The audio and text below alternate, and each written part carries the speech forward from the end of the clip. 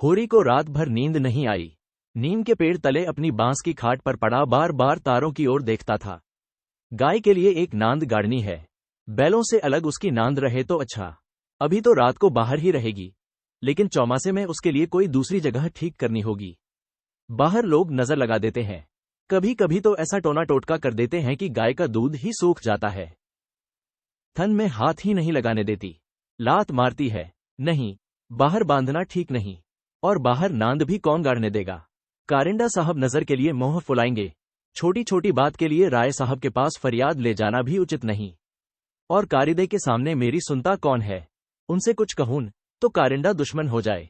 जल में रहकर मगर से बैर करना लड़कपन है। भीतर ही बांधूंगा। आंगन है तो छोटा सा, लेकिन एक मड़या डाल देने से काम चल जाएगा। अभी पहला ही बयान है। 5 सेर से कम क्या दूध देगी। सेर भर तो गोबर ही को चाहिए। रुपया दूध देखकर कैसी ललचाती रहती है। अब पिए जितना चाहे। कभी कभी 2-4 सेर मालिकों को दे आया करूंगा। कारिंडा साहब की पूजा भी करनी ही होगी। और भोला के रुपए भी दे देना चाहिए। सगाई के धकोसले में उसे क्यों डालूं। जो आदमी अपने ऊपर इतना विश्वास करे, उससे दगा करना नीचता है। 80 रुपए की गाय मेरे विश्वास पर दे दी। नहीं, यहां तो कोई 1 पैसे को नहीं पतियाता। सन में क्या कुछ न मिलेगा। अगर 25 रुपए भी दे दूं तो भोला को धादस हो जाए। धनिया से नाहक बता दिया। चुपके से गाय लेकर बांध देता तो चकरा जाती। लगती पूछने, किसकी गाय है, कहां से लाए हो। खूब दिख करके तब बताता, लेकिन जब पेट में बात पचे भी। कभी 2-4 पैसे ऊपर से आ जाते हैं, उनको भी तो नहीं छिपा सकता। और यह अच्छा भी है, उसे घर की चिंता रहती है। अगर उसे मालूम हो जाए कि इनके पास भी पैसे रहते हैं, तो फिर नखरे बघारने लगे। गोबर जरा आलसी है। नहीं, मैं गौ की ऐसी सेवा करता कि जैसी चाहिए। आलसी वालसी कुछ नहीं है। इस उम्र में कौन आलसी नहीं होता। मैं भी दादा के सामने मटरगस्ती ही किया करता था। बेचारे पहर रात से कुट्टी काटने लगते। कभी द्वार पर झाड़ू लगाते, कभी खेत में खाद फेंकते। मैं पड़ा सोता रहता था। कभी जगह देते तो मैं बिगड़ जाता और घर छोड़कर भाग जाने की धमकी देता था। लड़के जब अपने माँ बाप के सामने भी जिंदगी का थोड़ा सा सुख न भोगेंगे, तो फिर जब अपने सिर पड़ गई तो क्या भोगेंगे। दादा के मरते ही क्या मैंने घर नहीं संभाल लिया। सारा गांव यही कहता था कि होरी घर बर्बाद कर देगा, लेकिन सिर पर बोझ पड़ते ही मैंने ऐसा चोला बदला कि लोग देखते रह गए। शोभा और हीरा अलग ही हो गए। नहीं, आज इस घर की और ही बात होती। 3 हल एक साथ चलते, अब तीनों अलग अलग चलते हैं। बस समय का फेर है। धनिया का क्या दोष था। बेचारी जब से घर में आई, कभी तो आराम से न बैठी। डोली से उतरते ही सारा काम सिर पर उठा लिया। अम्मा को पान की तरह फेरती रहती थी। जिसने घर के पीछे अपने को मिटा दिया, देवरानियों से काम करने को कहती थी, तो क्या बुरा करती थी। आखिर उसे भी तो कुछ आराम मिलना चाहिए। लेकिन भाग्य में आराम लिखा होता तब तो मिलता। तब देवरों के लिए मरती थी, अब अपने बच्चों के लिए मरती है। वह इतनी सीधी, गमखो, निर्छल न होती तो आज शोभा और हीरा जो मूंछों पर ताव देते फिरते हैं, कहीं भीख मांगते होते। आदमी कितना स्वार्थी हो जाता है। जिसके लिए लड़ो वही जान का दुश्मन हो जाता है। होरी ने फिर पूर्व की ओर देखा। शायद भिनसार हो रहा है। गोबर काहे को जगने लगा। नहीं, कह के तो यही सोया था कि मैं अंधेरे ही चला जाऊंगा। जाकर नांद तो गाड़ दूं, लेकिन नहीं, जब तक गाय द्वार पर ना आ जाए, नांद गाड़ना ठीक नहीं। कहीं भोला बदल गए या और किसी कारण से गाय न दी, तो सारा गांव तालियां पीटने लगेगा। चले थे गाय लेने। पट्टे ने इतनी फुर्ती से नांद गाड़ दी, मानो इसी की कसर थी। भोला है तो अपने घर का मालिक, लेकिन जब लड़के सयाने हो गए, तो बाप की कौन चलती है। कामता और जंगी अकड़ जाया, तो क्या भोला अपने मन से गाय मुझे दे देंगे। कभी नहीं। सहसा गोबर चौंक कर उठ बैठा और आंखें मलता हुआ बोला, अरे, ये तो भोर हो गया। तुमने नांद गाड़ दी दादा। होरी गोबर के सुगठित शरीर और चौड़ी छाती की ओर गर्व से देखकर और मन में ये सोचते हुए कि कहीं इसे गोरस मिलता तो कैसा पट्टा हो जाता, बोला, नहीं, अभी नहीं गाड़ी। सोचा, कहीं न मिले तो नाहक भद्द हो। गोबर ने त्योरी चढ़ाकर कहा, मिलेगी क्यों नहीं। उनके मन में कोई चोर पैठ जाए। उद्धरण। चोर पैठे या डाकू, गाय तो उन्हें देनी ही पड़ेगी। उद्धरण। गोबर ने और कुछ न कहा। लाठी कंधे पर रखी और चल दिया। होरी उसे जाते देखता हुआ अपना कलेजा ठंडा करता रहा। अब लड़के की सगाई में देर न करनी चाहिए। 17वां लग गया, मगर करे कैसे।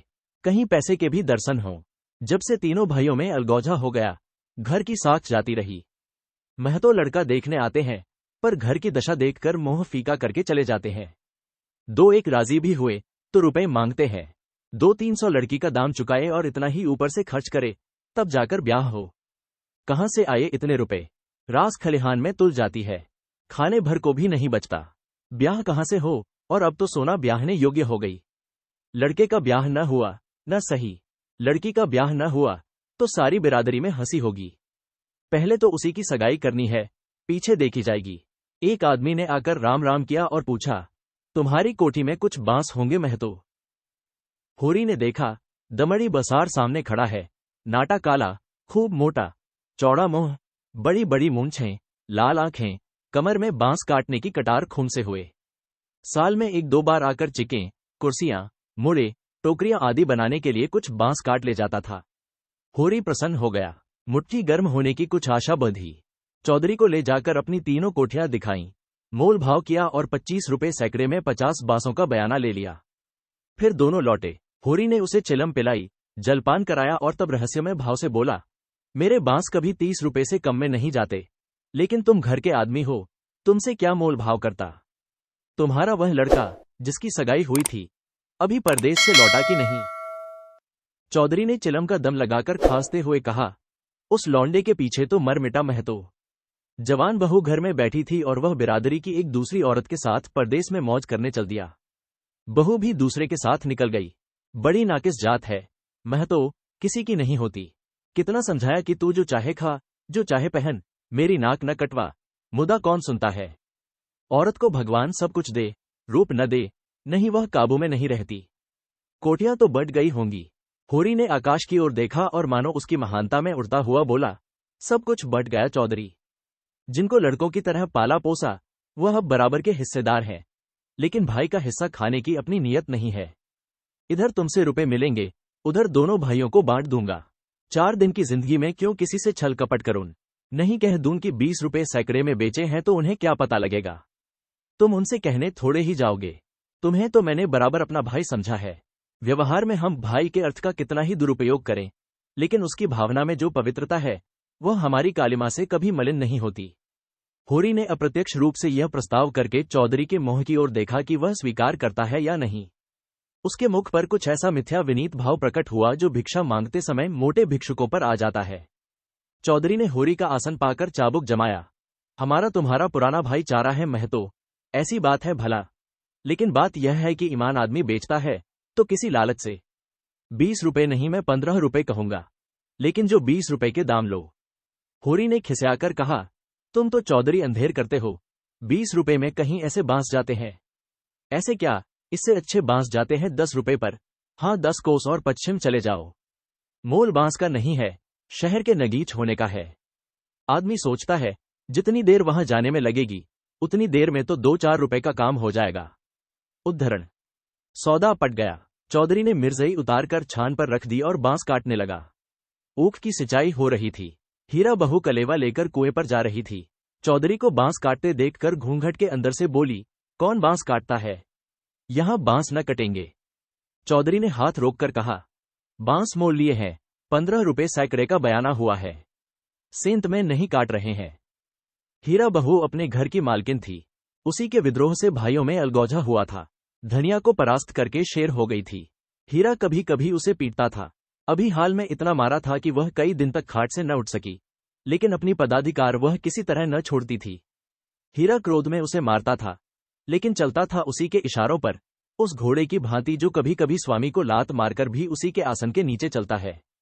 कलिवे की टोकरी सिर से उतार कर बोली, 15 रुपए में हमारे बांस न जाएंगे। चौधरी औरत जात से इस विषय में बातचीत करना नीति विरुद्ध समझते थे। बोले, जाकर अपने आदमी को भेज दे, जो कुछ कहना हो आकर कहें। हीरा बहू का नाम था पुन्नी। बच्चे 2 ही हुए थे, लेकिन ढल गई थी। बनाव सिंगार से समय के आघात का शमन करना चाहती थी, लेकिन गृहस्थी में भोजन ही का ठिकाना न था। सिंगार के लिए पैसे कहां से आते?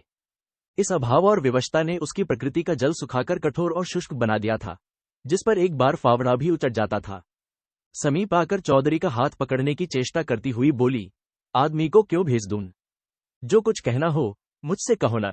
मैंने कह दिया, मेरे बांस न कटेंगे। चौधरी हाथ छुड़ाता था और पुन्नी बार बार पकड़ लेती थी। 1 मिनट तक यही हाथापाई होती रही। अंत में चौधरी ने उसे जोर से पीछे धकेल दिया।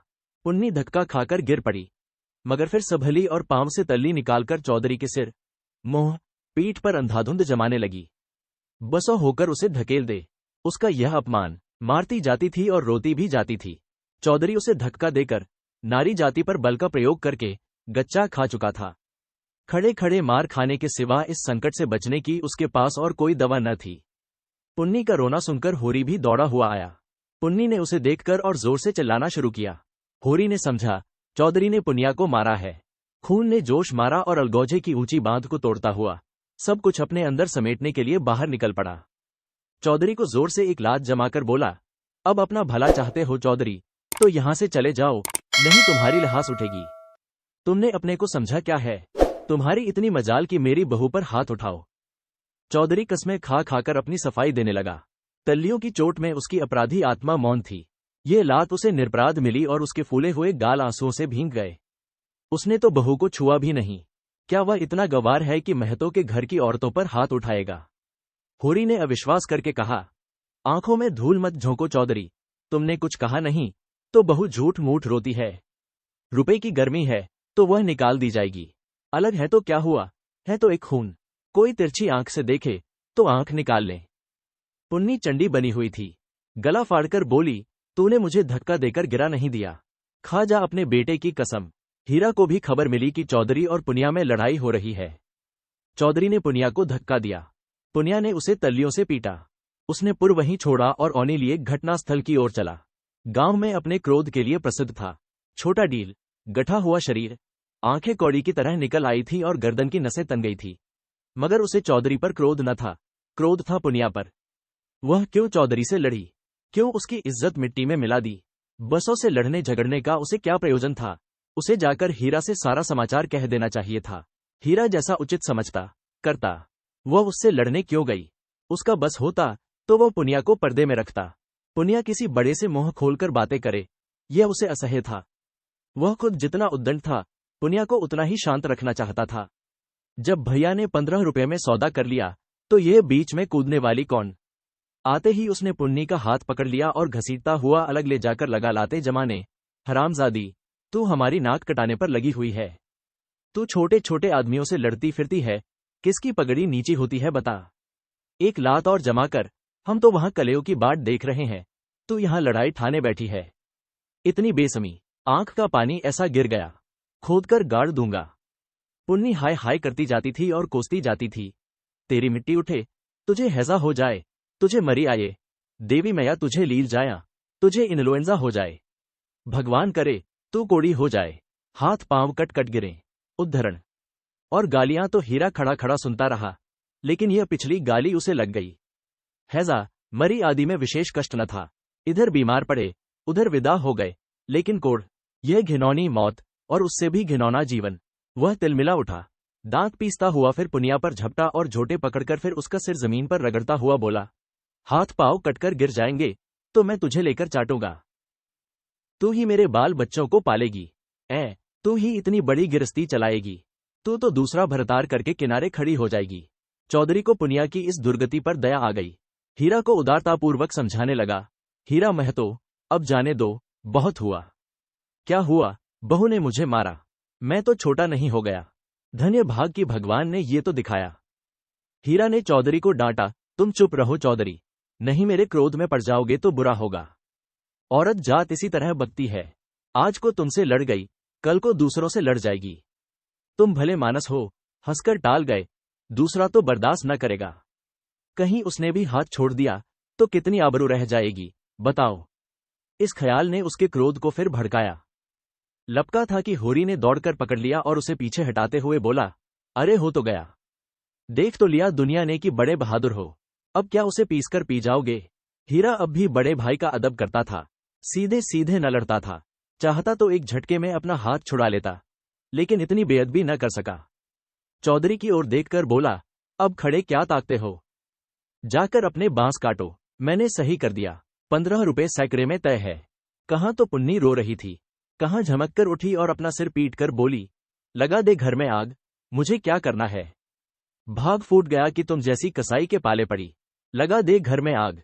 उसने कलेव की टोकरी वहीं छोड़ दी और घर की ओर चली। हीरा गर्जा, वहां कहाँ जाती है?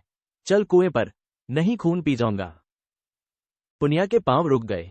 इस नाटक का दूसरा अंक न खेलना चाहती थी। चुपके से टोकरी उठाकर रोती हुई कुएं की ओर चली। हीरा भी पीछे पीछे चला। होरी ने कहा, अब फिर मार धाड़ न करना, इससे औरत बेस्म हो जाती है।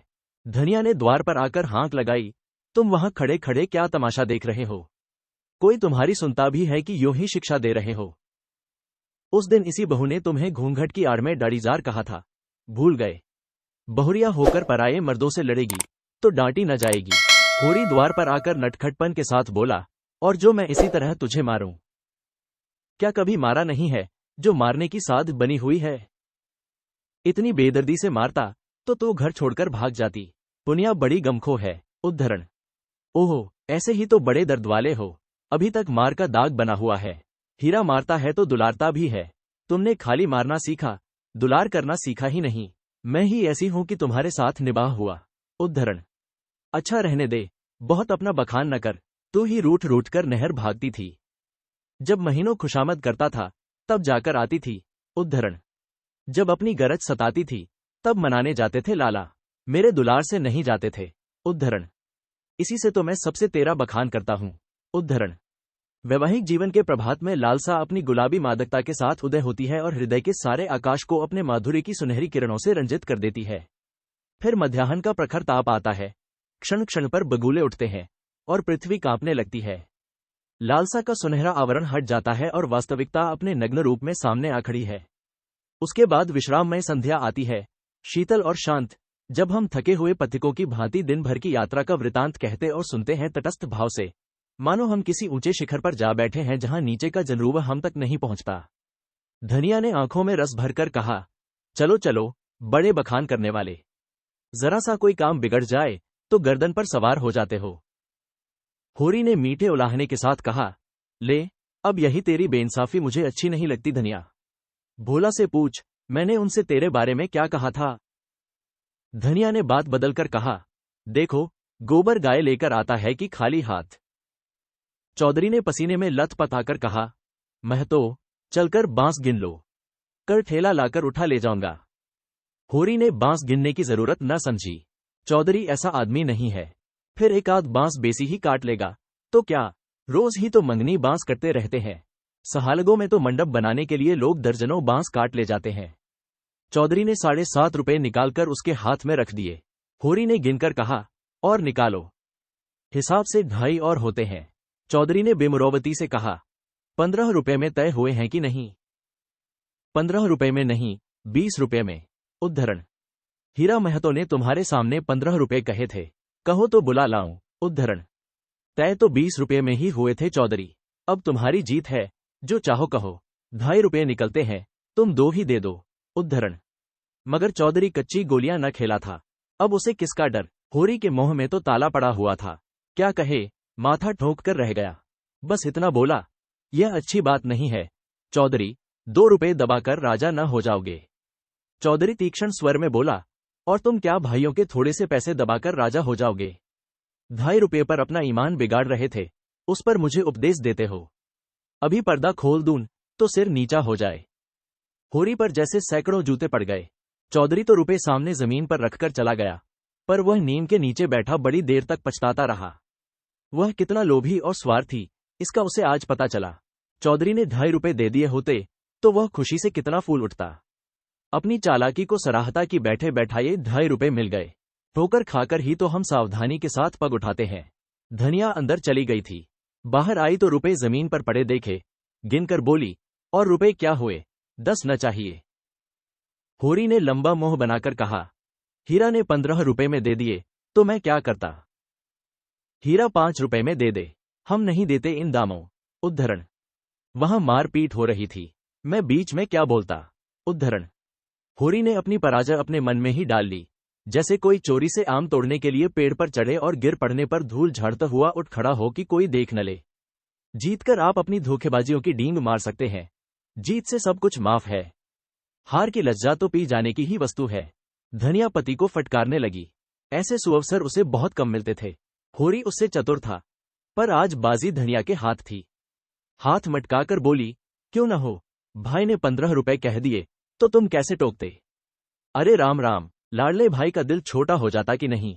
फिर जब इतना बड़ा अनर्थ हो रहा था कि लाडली बहू के गले पर छुरी चल रही थी, तो भला तुम कैसे बोलते? उस वक्त कोई तुम्हारा सर्वस्व लूट लेता तो भी तुम्हें सुध न होती। होरी चुपचाप सुनता रहा, मिनका तक नहीं। झुंझलाहट हुई, क्रोध आया, खून खौला, आंख जली, दांत पिसे, लेकिन बोला नहीं। चुपके से कुदाल उठाई और ऊख गोड़ने चला। धनिया ने कुदाल छीनकर कहा, क्या अभी सवेरा है जो ऊख गोड़ने चले? सूरज देवता माथे पर आ गए, नहाने धोने जाओ, रोटी तैयार है। होरी ने घुनाकर कहा, मुझे भूख नहीं है। धनिया ने जले पर नून छिड़का, हाँ काहे को भूख लगेगी, भाई ने बड़े बड़े लड्डू खिला दिए हैं ना, भगवान ऐसे सपूत भाई सबको दें। होरी बिगड़ा, क्रोध अब रस्सियां तुड़ा रहा था तो आज मार खाने पर लगी हुई है। धनिया ने नकली विनय का नाटक करके कहा, क्या करूं, तुम दुलार ही इतना करते हो कि मेरा सिर फिर गया है। तू घर में रहने देगी कि नहीं? उद्धरण, घर तुम्हारा, मालिक तुम, मैं भला कौन होती हूं तुम्हें घर से निकालने वाली। उद्धरण, होरी आज धनिया से किसी तरह पेश नहीं पा सकता, उसकी अक्ल जैसे कुंद हो गई है। इन व्यंग्य बाणों के रोकने के लिए उसके पास कोई ढाल नहीं है। धीरे से कुदाल रख दी और गमछा लेकर नहाने चला गया। लौटा कोई आध घंटे में, मगर गोबर अभी तक न आया था। अकेले कैसे भोजन करे? लौंडो वहां जाकर सो रहा। भोला कि वह मदमाती छोकरी है न जुनिया, उसके साथ हंसी दिल लगी कर रहा होगा। कल भी तो उसके पीछे लगा हुआ था, नहीं गाय दी तो लौट क्यों नहीं आया? क्या वहां धई देगा? धनिया ने कहा, अब खड़े क्या हो, गोबर सांझ को आएगा। होरी ने और कुछ न कहा, कहीं धनिया फिर न कुछ कह बैठे। भोजन करके नीम की छांव में लेट रहा। रूपा रोती हुई आई, नंगे बदन एक लंगोटी लगाए, झबरे बाल इधर उधर बिखरे हुए। होरी की छाती पर लोट गई। उसकी बड़ी बहन सोना कहती है, गाय आएगी तो उसका गोबर मैं पाथूंगी। रूपा यह नहीं बर्दाश्त कर सकती। सोना ऐसी कहां की बड़ी रानी है कि सारा गोबर आप पाथ डाले। रूपा उससे किस बात में कम है? सोना रोटी पकाती है तो क्या रूपा बर्तन नहीं मांजती? सोना पानी लाती है तो क्या रूपा कुएं पर रस्सी नहीं ले जाती? सोना तो कलसा भरकर इठलाती चली आती है, रस्सी समेटकर रूपा ही लाती है। गोबर दोनों साथ पाथती है। सोना खेत गोड़ने जाती है तो क्या रूपा बकरी चराने नहीं जाती? फिर सोना क्यों अकेली गोबर पाथेगी? यह अन्याय रूपा कैसे सहे? होरी ने उसके भोलेपन पर मुग्ध होकर कहा, नहीं, गाय का गोबर तू पाथना, सोना गाय के पास जाए तो भगा देना। रूपा ने पिता के गले में हाथ डालकर कहा, दूध भी मैं ही दुहूंगी। हाँ हाँ, तू न दुहेगी तो और कौन दुहेगा? उद्धरण, वह मेरी गाय होगी। उद्धरण, हाँ, 16 आने तेरी। उद्धरण। रूपा प्रसन्न होकर अपनी विजय का शुभ समाचार पराजिता सोना को सुनाने चली गई। गाय मेरी होगी, उसका दूध मैं दुहूंगी, उसका गोबर मैं पाथूंगी, तुझे कुछ न मिलेगा। सोना उम्र से किशोरी, देह के गठन में युवती और बुद्धि से बालिका थी। जैसे उसका यौवन उसे आगे खींचता था, बालपन पीछे। कुछ बातों में इतनी चतुर की ग्रेजुएट युवतियों को पढ़ाए, कुछ बातों में इतनी अल्हड़ की शिशुओं से भी पीछे। लंबा, रूखा, किंतु प्रसन्न मुख, थोड़ी नीचे को खिंची हुई, आंखों में एक प्रकार की तृप्ति, न केशों में तेल, न आंखों में काजल, न देह पर कोई आभूषण, जैसे गृहस्थी के भार ने यौवन को दबाकर बौना कर दिया हो। सिर को एक झटका देकर बोली, जा तू गोबर पाथ, जब तू दूध दुहकर रखेगी तो मैं पी जाऊंगी। मैं दूध की हांडी ताले में बंद करके रखूंगी।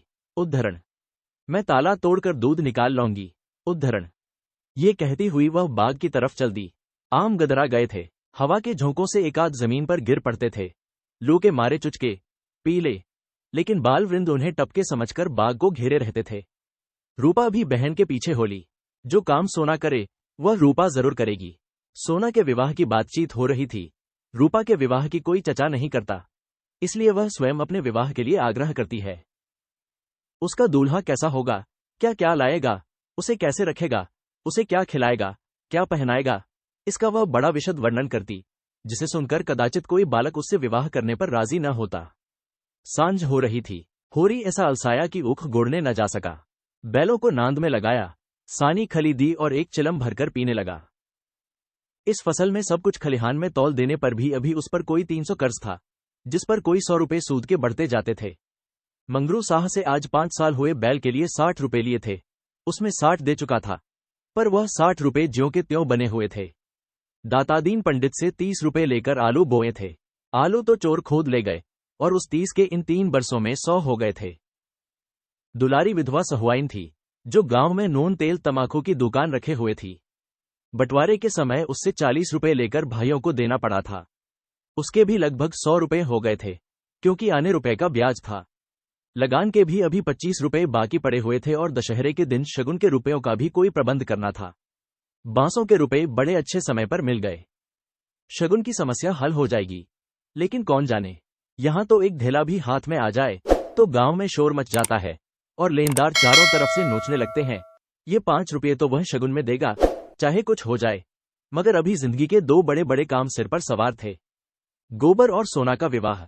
बहुत हाथ बांधने पर भी 300 से कम खर्च न होंगे। ये 300 किसके घर से आएंगे?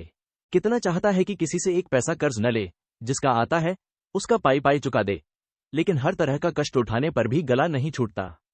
इसी तरह सूद बढ़ता जाएगा और एक दिन उसका घर द्वार सब नीलाम हो जाएगा। उसके बाल बच्चे निराश्र होकर भीख मांगते फिरेंगे। होरी जब काम धंधे से छुट्टी पाकर चिलम पीने लगता था, तो यह चिंता एक काली दीवार की भांति चारों ओर से घेर लेती थी, जिसमें से निकलने की उसे कोई गली न सूझती थी। अगर संतोष था तो यही कि यह विपत्ति अकेले उसी के सिर न थी। प्रायः सभी किसानों का यही हाल था। अधिकांश की दशा तो इससे भी बदतर थी। शोभा और हीरा को उससे अलग हुए अभी कुल 3 साल हुए थे, मगर दोनों पर 400 का बोझ लद गया। झींगुर 2 हल की खेती करता है, उस पर 1000 से कुछ बेसी ही देना है। जियावन महतो के घर भिखारी भीख भी नहीं पाता, लेकिन कर्जे का कोई ठिकाना नहीं। यहां कौन बचा है? सहसा सोना और रूपा दोनों दौड़ी हुई आई और एक साथ बोली, भैया गाय ला रहे हैं। आगे आगे गाय, पीछे पीछे भैया है। रूपा ने पहले गोबर को आते देखा था। यह खबर सुनाने की सुरखरुई उसे मिलनी चाहिए थी। सोना बराबर की हिस्सेदार हुई जाती है, यह उससे कैसे सहा जाता। उसने आगे बढ़कर कहा, पहले मैंने देखा था। तभी दौड़ी। बहन ने तो पीछे से देखा। सोना इस दावे को स्वीकार न कर सकी। बोली, तूने भैया को कहां पहचाना? तू तो कहती थी कोई गाय भागी आ रही है। मैंने ही कहा भैया है।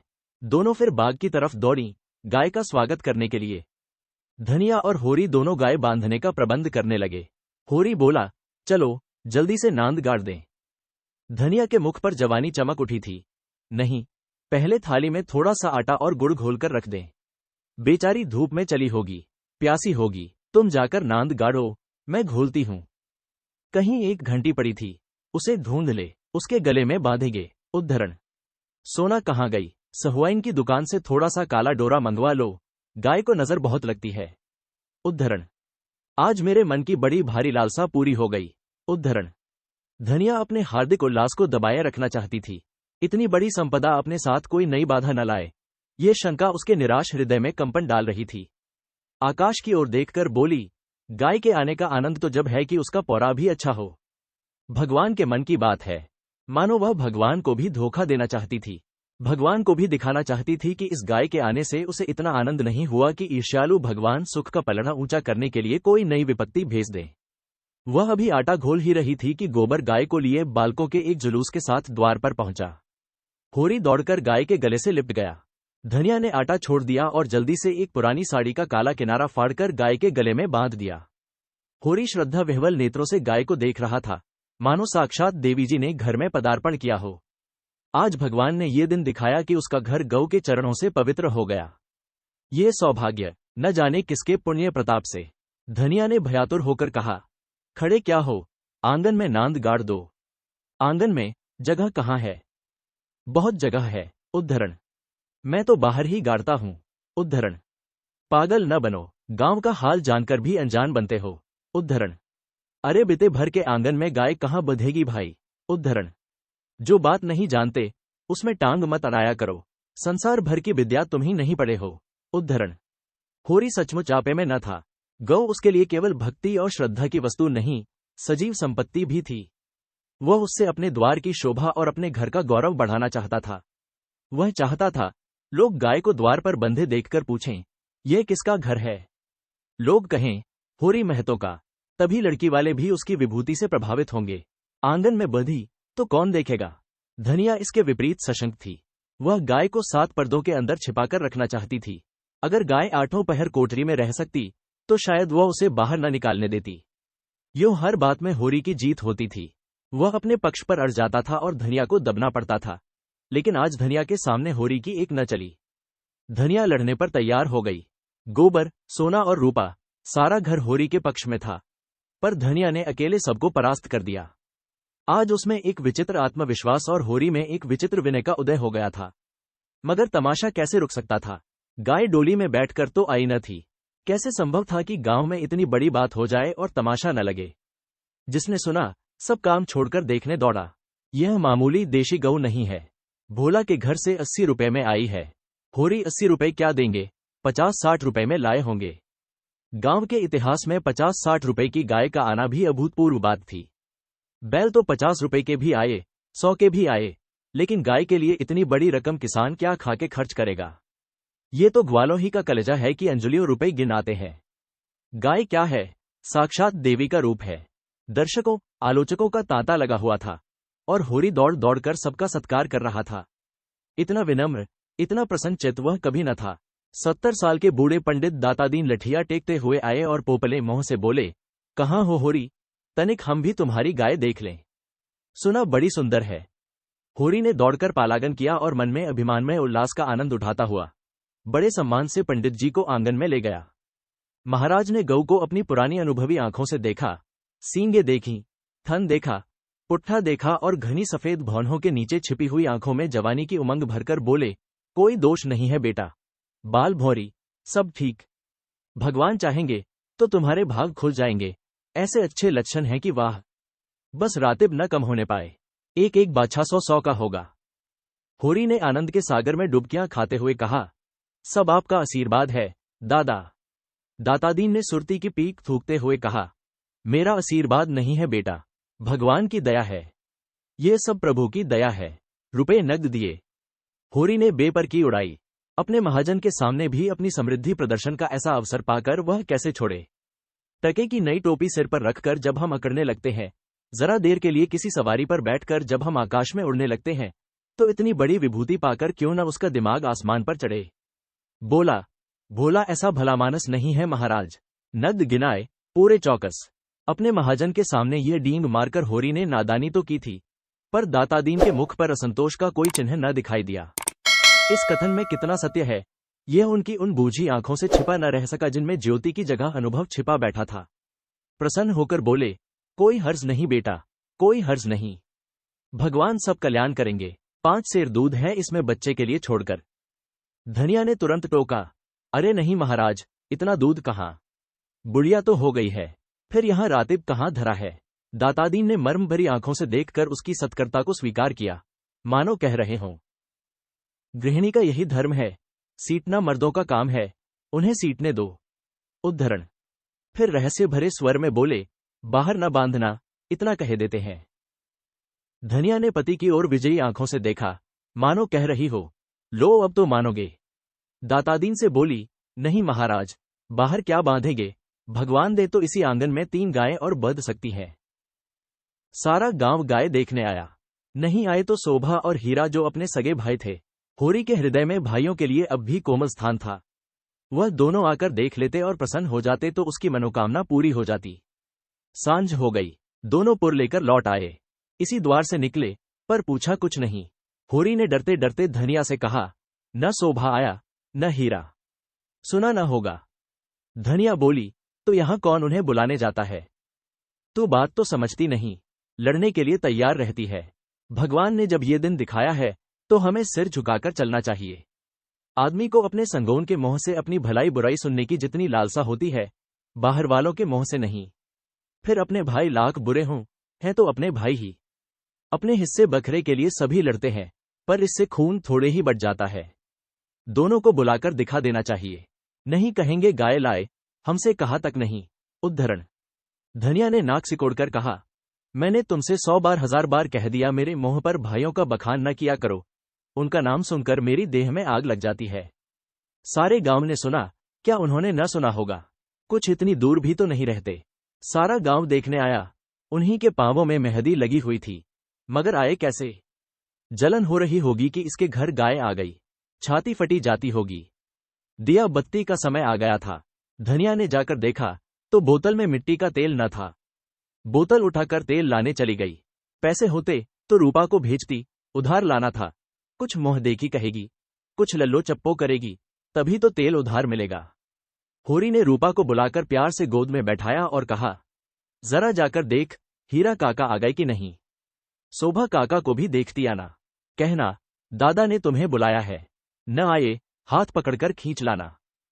रूपा ठुनक कर बोली, छोटी काकी मुझे डांटती है। काकी के पास क्या करने जाएगी, फिर शोभा बहू तो तुझे प्यार करती है। शोभा काका मुझे चिढ़ाते हैं, कहते हैं मैं न कहूंगी। उद्धरण। क्या कहते हैं बता। उद्धरण। चिढ़ाते हैं। उद्धरण। क्या कहकर चिढ़ाते हैं। उद्धरण। कहते हैं तेरे लिए मूस पकड़ रखा है, ले जा भून कर खा ले। उद्धरण। होरी के अंतस्तल में गुदगुदी हुई, तू कहती नहीं पहले तुम खा लो तो मैं खाऊंगी। उद्धरण। अम्मा मने करती हैं, कहती हैं उन लोगों के घर न जाया करो। उद्धरण। तू अम्मा की बेटी है कि दादा की। उद्धरण। रूपा ने उसके गले में हाथ डालकर कहा, अम्मा की, और हंसने लगी। तो फिर मेरी गोद से उतर जा, आज मैं तुझे अपनी थाली में न खिलाऊंगा। उद्धरण। घर में एक ही फूल की थाली थी, होरी उसी थाली में खाता था। थाली में खाने का गौरव पाने के लिए रूपा होरी के साथ खाती थी। इस गौरव का परित्याग कैसे करे। हुमक कर बोली, अच्छा तुम्हारी, तो फिर मेरा कहना मानेगी कि अम्मा का। उद्धरण। तुम्हारा। उद्धरण। तो जाकर हीरा और शोभा को खींच ला। उद्धरण। और जो अम्मा बिगड़े। उद्धरण। अम्मा से कहने कौन जाएगा। उद्धरण। रूपा कूदती हुई हीरा के घर चली। द्वेष का मायाजाल बड़ी बड़ी मछलियों को ही फंसाता है। छोटी मछलियां या तो उसमें फंसती ही नहीं या तुरंत निकल जाती हैं। उनके लिए वह घातक जाल क्रीड़ा की वस्तु है, भय की नहीं। भाइयों से होरी की बोलचाल बंद थी, पर रूपा दोनों घरों में आती जाती थी। बच्चों से क्या बैर, लेकिन रूपा घर से निकली ही थी कि धनिया तेल लिए मिल गई। उसने पूछा, सांझ की बेला कहाँ जाती है, चल घर। रूपा मां को प्रसन्न करने के प्रलोभन को न रोक सकी। धनिया ने डांटा, चल घर, किसी को बुलाने नहीं जाना है। रूपा का हाथ पकड़े हुए वह घर आई और होरी से बोली, मैंने तुमसे 1000 बार कह दिया मेरे लड़कों को किसी के घर न भेजा करो। किसी ने कुछ कर करा दिया तो मैं तुम्हें लेकर चाटूंगी। ऐसा ही बड़ा प्रेम है तो आप क्यों नहीं जाते, अभी पेट नहीं भरा जान पड़ता है। होरी नांद जमा रहा था, हाथों में मिट्टी लपेटे हुए अज्ञान का अभिनय करके बोला, किस बात पर बिगड़ती है भाई। ये तो अच्छा नहीं लगता कि अंधे कुक की तरह हवा को भूंका करे। धनिया को कुप्पी में तेल डालना था, इस समय झगड़ा न बढ़ाना चाहती थी। रूपा भी लड़कों में जा मिली। पहर रात से ज्यादा जा चुकी थी, नांद गड़ चुकी थी, सानी और खली डाल दी गई थी। गाय मन मारे उदास बैठी थी, जैसे कोई वधू ससुराल आई हो। नांद में मोह तक न डालती थी। होरी और गोबर खाकर आधी आधी रोटियां उसके लिए लाए, पर उसने सूंघा तक नहीं। मगर यह कोई नई बात न थी, जानवरों को भी बहुधा घर छूट जाने का दुख होता है। होरी बाहर खाट पर बैठकर चिलम पीने लगा, तो फिर भाइयों की याद आई। नहीं, आज इस शुभ अवसर पर वह भाइयों की उपेक्षा नहीं कर सकता।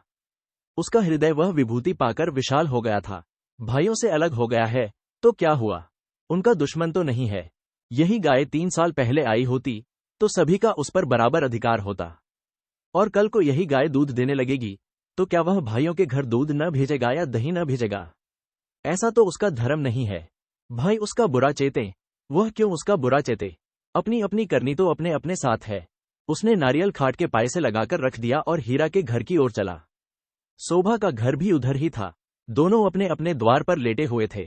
काफी अंधेरा था। होरी पर उनमें से किसी की निगाह नहीं पड़ी।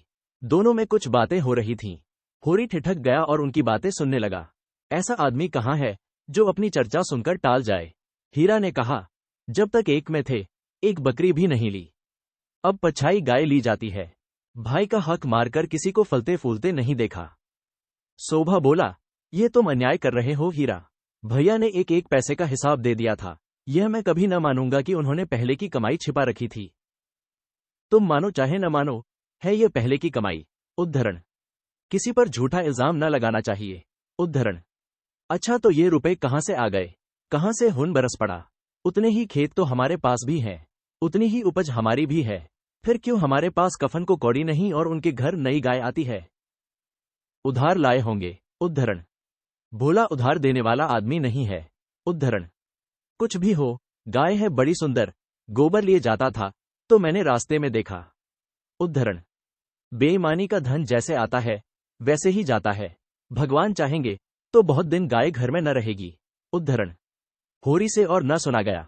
वह बीती बातों को बिसार कर अपने हृदय में स्नेह और सौहार्द भरे भाइयों के पास आया था। इस आघात ने जैसे उसके हृदय में छेद कर दिया और वह रस भाव उसमें किसी तरह नहीं टिक रहा था। लत्ते और चिथड़े ढूंस कर अब उस प्रवाह को नहीं रोक सकता। जी में एक उबाल आया कि उसी क्षण इस आक्षेप का जवाब दे, लेकिन बात बढ़ जाने के भय से चुप रह गया। अगर उसकी नीयत साफ है तो कोई कुछ नहीं कर सकता।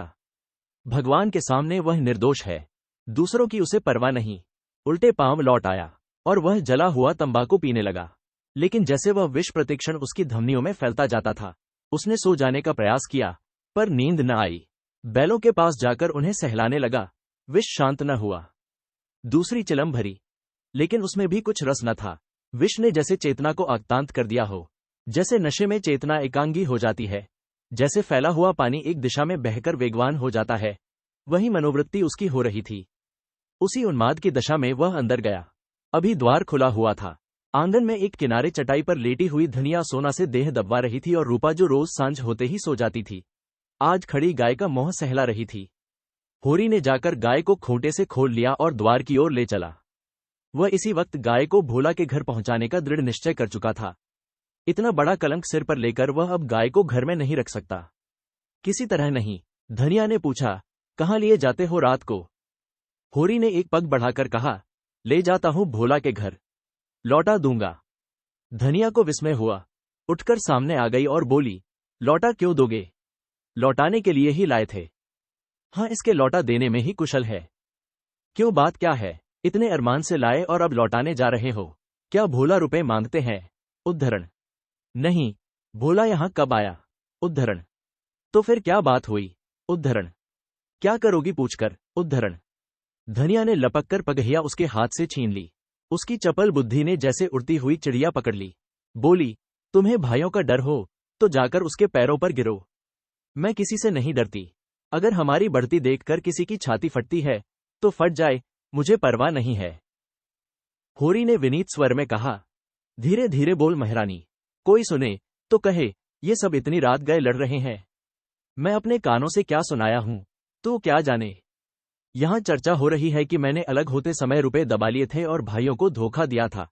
यही रुपए अब निकल रहे हैं। उद्धरण। हीरा कहता होगा। सारा गांव कह रहा है। हीरा को क्यों बदनाम करूं? उद्धरण। सारा गांव नहीं कह रहा है, अकेला हीरा कह रहा है। मैं अभी जाकर पूछती हूं न कि तुम्हारे बाप कितने रुपए छोड़कर मरे थे। डाड़ीजारों के पीछे हम बर्बाद हो गए, सारी जिंदगी मिट्टी में मिला दी, पाल पोसकर संडा किया, और अब हम बेईमान हैं। मैं कह देती हूं, अगर गाय घर के बाहर निकली तो अनर्थ हो जाएगा। रख लिए हमने रुपए, दबा लिए, बीज खेत दबा लिए। डंके की चोट कहती हूं, मैंने हंडे भर अशरफियां छिपा ली। हीरा और शोभा और संसार को जो करना हो कर ले। क्यों न रुपए रख लें। दो दो संडों का ब्याह नहीं किया, गौना नहीं किया। उद्धरण। होरी सिटपिटा गया। धनिया ने उसके हाथ से पगहिया छीन ली और गाय को खूंटे से बांधकर द्वार की ओर चली। होरी ने उसे पकड़ना चाहा, पर वह बाहर जा चुकी थी। वहीं सिर थामकर बैठ गया। बाहर उसे पकड़ने की चेष्टा करके वह कोई नाटक नहीं दिखाना चाहता था। धनिया के क्रोध को खूब जानता था। बिगड़ती है तो चंडी बन जाती है। मारो, काटो, सुनेगी नहीं। लेकिन हीरा भी तो एक ही गुस्सेवर है। कहीं हाथ चला दे तो परले ही हो जाए। नहीं, हीरा इतना मूर्ख नहीं है। मैंने कहां से कहां यह आग लगा दी। उसे अपने आप पर क्रोध आने लगा। बात मन में रख लेता तो क्यों ये टंटा खड़ा होता। सहसा धनिया का ककश स्वर कान में आया। हीरा की गरज भी सुन पड़ी। फिर पुन्नी की पैनी पीक भी कानों में चुभी। सहसा उसे गोबर की याद आई। बाहर लपक कर उसकी खाट देखी। गोबर वहां न था। गजब हो गया, गोबर भी वहां पहुंच गया। अब कुशल नहीं, उसका नया खून है, न जाने क्या कर बैठे। लेकिन होरी वहां कैसे जाए? हीरा कहेगा, आप बोलते नहीं, जाकर इस डायन को लड़ने के लिए भेज दिया। कोलाहल प्रतिक्षण प्रचंड होता जाता था। सारे गांव में जाग पड़ गई। मालूम होता था कहीं आग लग गई है और लोग घाट से उठ उठ बुझाने दौड़े जा रहे हैं। इतनी देर तक तो वह जब्त किए बैठा रहा, फिर न रह गया। धनिया पर क्रोध आया। वह क्यों चढ़कर लड़ने गई? अपने घर में आदमी न जाने किसको क्या कहता है। जब तक कोई मुंह पर बात न कहे, यही समझना चाहिए कि उसने कुछ नहीं कहा। होरी की कृषक प्रकृति झगड़े से भागती थी। 4 बातें सुनकर गम खा जाना इससे कहीं अच्छा है कि आपस में तनाजा हो। कहीं मारपीट हो जाए तो थाना पुलिस हो, बंधे बंधे फिरो, सबकी चिरौरी करो, अदालत की धूल फांको, खेती बाड़ी जहनुम में मिल जाए। उसका हीरा पर तो कोई बस न था, मगर धनिया को तो वह जबरदस्ती खींच ला सकता है। बहुत होगा, गालियां दे लेगी, 1-2 दिन रूठी रहेगी, थाना पुलिस की नौबत तो न आएगी। जाकर हीरा के द्वार पर सबसे दूर दीवार की आड़ में खड़ा हो गया। एक सेनापति की भांति मैदान में आने के पहले परिस्थिति को अच्छी तरह समझ लेना चाहता था। अगर अपनी जीत हो रही है तो बोलने की कोई जरूरत नहीं, हार हो रही है तो तुरंत कूद पड़ेगा। देखा तो वहां 50 आदमी जमा हो गए हैं। पंडित दातादीन, लाला पटेश्वरी, दोनों ठाकुर जो गांव के कर्ता धर्ता थे, सभी पहुंचे हुए हैं। धनिया का पल्ला हल्का हो रहा था। उसकी उग्रता जनमत को उसके विरुद्ध किए देती थी। वह रणनीति में कुशल न थी। क्रोध में ऐसी जली कटी सुना रही थी कि लोगों की सहानुभूति उससे दूर होती जाती थी। वह गरज रही थी, तू हमें देखकर क्यों जलता है? हमें देखकर क्यों तेरी छाती फटती है? पाल पोसकर जवान कर दिया, यह उसका इनाम है। हमने न पाला होता तो आज कहीं भीख मांगते होते, रूख की छाह भी न मिलती। होरी को ये शब्द जरूरत से ज्यादा कठोर जान पड़े। भाइयों का पालना पोसना तो उसका धर्म था, उनके हिस्से की जायदाद तो उसके हाथ में थी।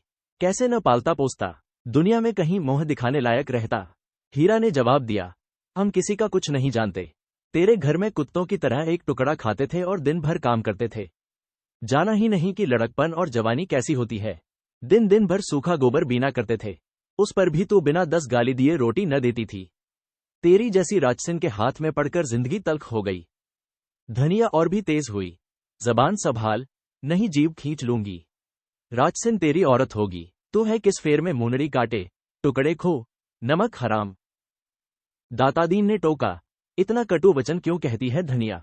नारी का धर्म है कि गम खाए, वह तो उजड्डा है, क्यों उसके मोह लगती है? लाला पटेश्वरी पटवारी ने उसका समर्थन किया। बात का जवाब बात है, गाली नहीं। तूने लड़कपन में उसे पाला पोसा, लेकिन ये क्यों भूल जाती है कि उसकी जायदाद तेरे हाथ में थी? धनिया ने समझा, सब के सब मिलकर मुझे नीचा दिखाना चाहते हैं। चौमुख लड़ाई लड़ने के लिए तैयार हो गई। अच्छा, रहने दो लाला, मैं सबको पहचानती हूं। इस गांव में रहते 20 साल हो गए, एक एक की नस नस पहचानती हूं। मैं गाली दे रही हूं, वह फूल बरसा रहा है, क्यों? दुलारी सहुआइन ने आग पर घी डाला। बाकी बड़ी गाल दराज औरत है भाई, मर्द के मोह लगती है। होरी ही जैसा मर्द है कि इसका निबाह होता है। दूसरा मर्द होता तो एक दिन न पटती। अगर हीरा इस समय जरा नर्म हो जाता तो उसकी जीत हो जाती, लेकिन ये गालियां सुनकर आपे से बाहर हो गया। औरों को अपने पक्ष में देखकर वह कुछ शेर हो रहा था। गला फाड़कर बोला, चली जा मेरे द्वार से, नहीं जूतों से बात करूंगा, झोंटा पकड़कर उखाड़ लूंगा। गाली देती है डाइन, बेटे का घमंड हो गया है। खून, पांसा पलट गया। होरी का खून खौल उठा, बारूद में जैसे चिनगारी पड़ गई हो। आगे आकर बोला, अच्छा बस, अब चुप हो जाओ हीरा, अब नहीं सुना जाता। मैं इस औरत को क्या कहूं? जब मेरी पीठ में धूल लगती है तो इसी के कारण। न जाने क्यों इससे चुप नहीं रहा जाता। चारों ओर से हीरा पर बौछार पड़ने लगी। दातादीन ने निर्लज कहा, पटेश्वरी ने गुंडा बनाया, झिंगुरी सिंह ने शैतान की उपाधि दी। दुलारी सहुआइन ने कपूत कहा। एक उद्दंड शब्द ने धनिया का पल्ला हल्का कर दिया था, दूसरे उग्र शब्द ने हीरा को गच्चे में डाल दिया। उस पर होरी के संयत वाक्य ने रही सही कसर भी पूरी कर दी। हीरा संभल गया, सारा गांव उसके विरुद्ध हो गया। अब चुप रहने में ही उसकी कुशल है। क्रोध के नशे में भी इतना होश उसे बाकी था। धनिया का कलेजा दूना हो गया। होरी से बोली, सुन लो कान खोल के, भाइयों के लिए मरते रहते हो। ये भाई हैं, ऐसे भाई का मोह न देखे, यह मुझे जूतों से मारेगा। खिला पिला। होरी ने डांटा, फिर क्यों बक बक करने लगी तू, घर क्यों नहीं जाती? धनिया जमीन पर बैठ गई और आठ स्वर में बोली, अब तो इसके जूते खा के जाऊंगी। जरा इसकी मर्दूमी देख लून, कहाँ है गोबर, अब किस दिन काम आएगा? तू देख रहा है बेटा, तेरी माँ को जूते मारे जा रहे हैं। यो विलाप करके उसने अपने क्रोध के साथ होरी के क्रोध को भी क्रियाशील बना डाला। आग को फूंक फूंक कर उसमें ज्वाला पैदा कर दी। हीरा पराजित सा पीछे हट गया। पुन्नी उसका हाथ पकड़कर घर की ओर खींच रही थी। सहसा धनिया ने सिंगनी की भांति झपटकर हीरा को इतने जोर से धक्का दिया कि वह धम से गिर पड़ा और बोली, कहाँ जाता है? जूते मार, मार जूते, देखो तेरी मर्दूमी। होरी ने दौड़कर उसका हाथ पकड़ लिया और घसीटता हुआ घर ले चला।